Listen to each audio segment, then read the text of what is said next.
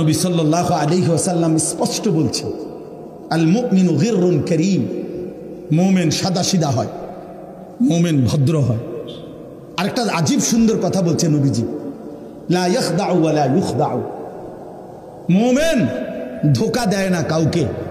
আবার বলছে নবী, ওয়ালা ইউখদাউ, মুমিন কারো দ্বারা ধোঁকাও খায় না। বুঝেন না? ইমানদার কাউকে কি দেয় না? ধোঁকাও দেয় না। আবার ইমানদার কারো দ্বারা কি খায় না? ধোঁকাও খায়। মুমিন এত বেকুব হইতে নাই, ইমানদার এত বেকুব হইতে নাই। আমারও চালাইতেছে আরেকজনে, কিল্লেগা? আমার আত্মমর্যাদা কোথায়? আমার আত্মসম্মান কই? আমার গায়রত কোথায়? আমার আত্মপরিচয় কোথায়?